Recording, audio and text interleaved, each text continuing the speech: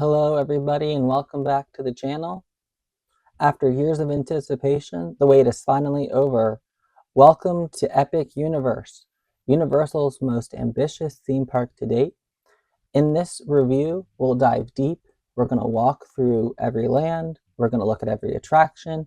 We're going to look at every moment that makes this park truly groundbreaking. Whether you're planning your first visit or just curious what all the buzz is about, here is your in-depth, complete Epic Universe review. So the first land we'll talk about is going to be Celestial Park. It is the beating heart of Epic Universe. And unlike a traditional hub and spoke design of other park layouts, Celestial Park feels alive, it's flowing. Day or night, it is stunning. By day, it's a relaxing oasis with lush gardens and reflective waters and intricate sculptures. By night, it transforms into a starlit wonderland.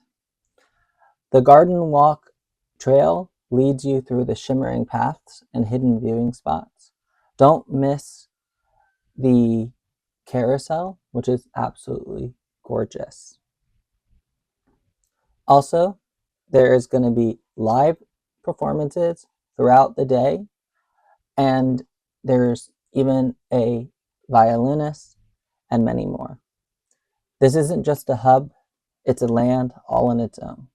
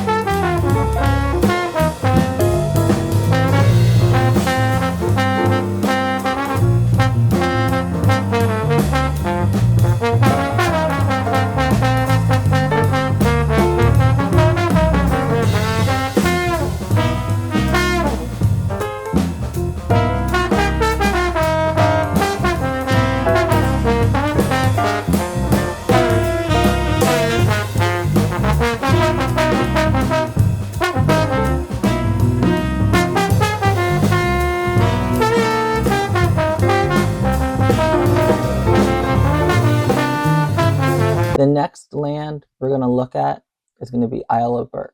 So now we'll soar through the skies and look at this land. It is based upon How to Train Your Dragon, and it doesn't disappoint.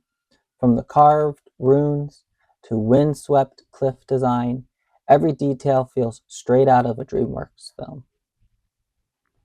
We rope drop this land to beat the crowds and head it straight for Hiccup's Winged Gliders family thrill coaster that sweeps you across the village. The queue is packed with dragon lore and fantastic views. Then there's Dragon Racers Rally, a spinning, swooping ride with a surprising amount of airtime. And it's not just the rides. The Untrainable Dragon stage show is a must-see, featuring live actors, puppetry, and stunning effects. The village itself is interactive as well, great for kids and fans, and with themed pretzel carts and gift shops, they'll feel like everything is run by Vikings.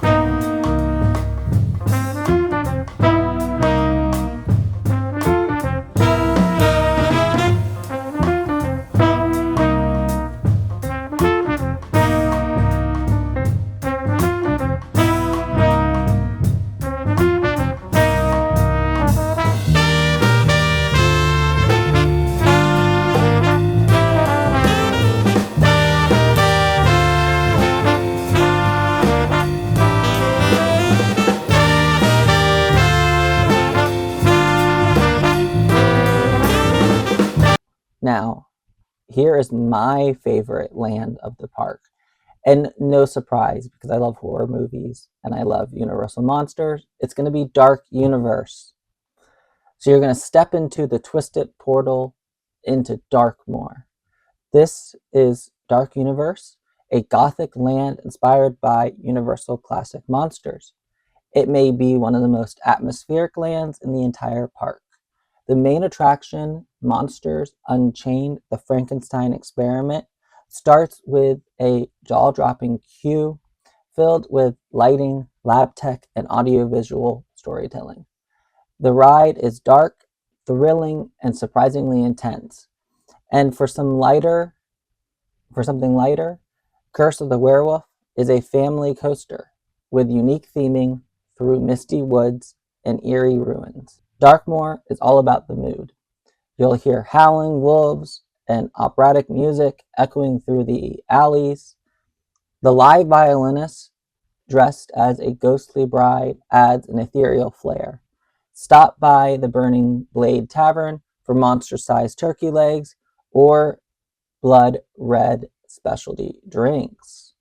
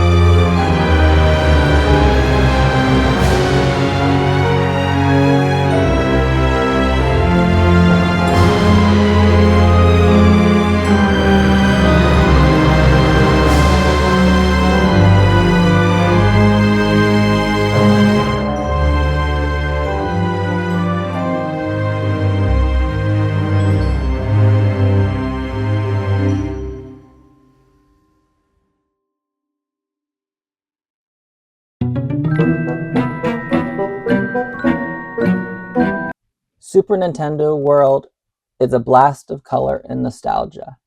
You'll enter through the iconic warp pipe, and suddenly you're into the Mushroom Kingdom. Yoshi's Adventure is a gentle ride that offers stunning views of the land and plenty of Easter eggs for Nintendo fans. Minecart Madness, inspired by Donkey Kong's games, is a high-speed ride that uses an innovative coaster system to stimulate leaping over gaps. Use a power-up band to collect coins and interact with blocks, as well as defeat digital bosses throughout the land. Toadstool Cafe serves up an adorable mushroom-themed dishes, and the gift shops here might be some of the most tempting in the park.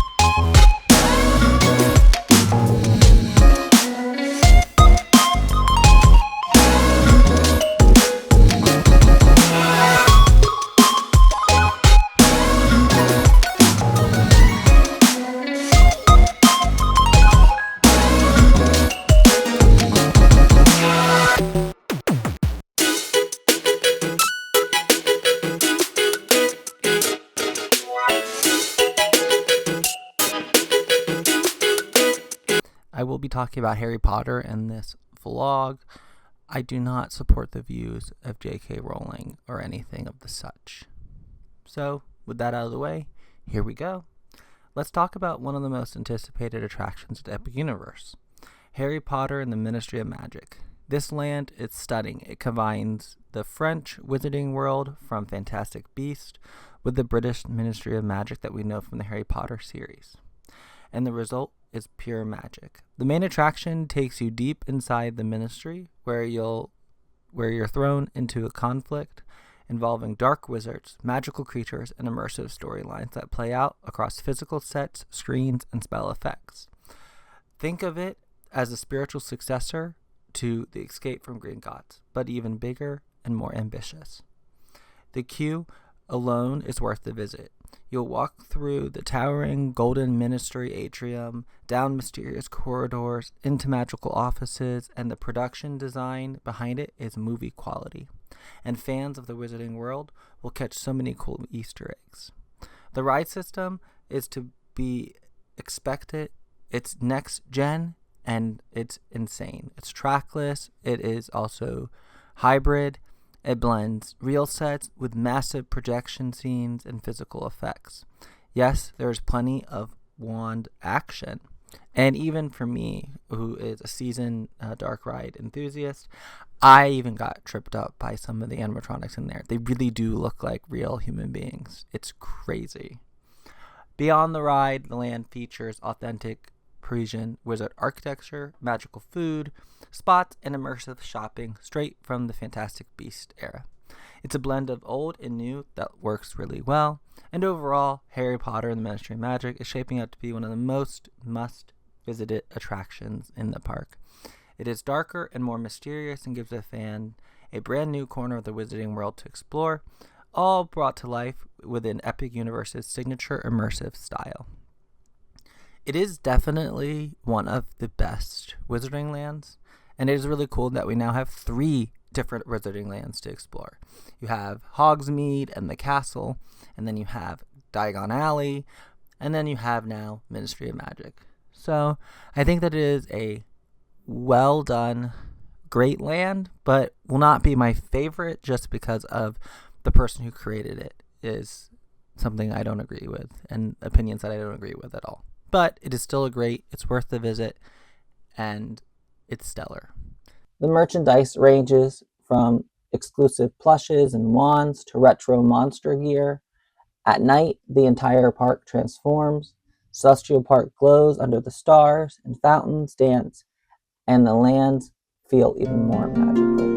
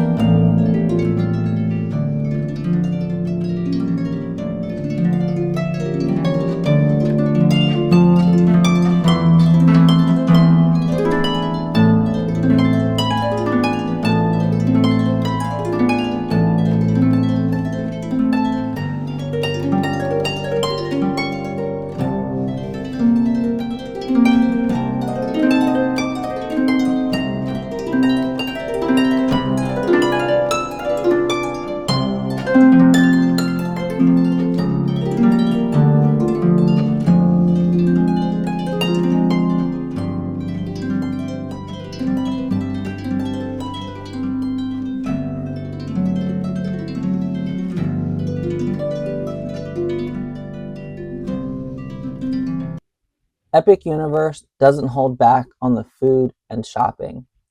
Atlantic offers an upscale seafood dining experience with oceanic decor.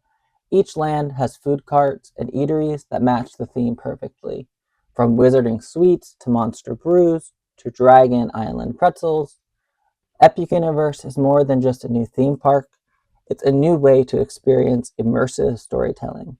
With each land feeling like a fully realized world, it's the most ambitious theme park built in a generation. So if you stuck around this far during this video, I do appreciate it.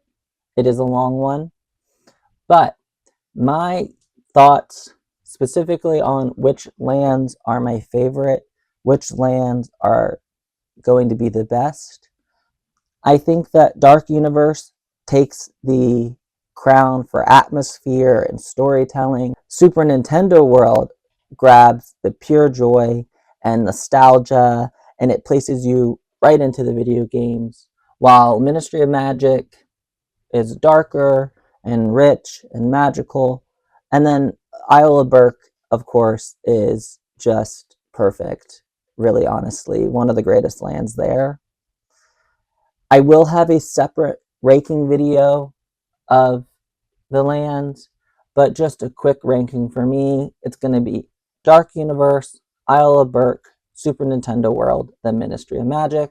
And then, of course, Celestial Park ties them all together. So it's really hard to rank Celestial Park within the lands because it is kind of the bread and the butter. It's the heart of the lands, and it kind of ties everything together. Um, and so if you love storytelling, if you love theme parks, if you love draw dropping design, Epic Universe is a must. So thanks for watching. Don't forget to like, comment, subscribe for more deep dives from the world's most exciting destinations. And again, thank you.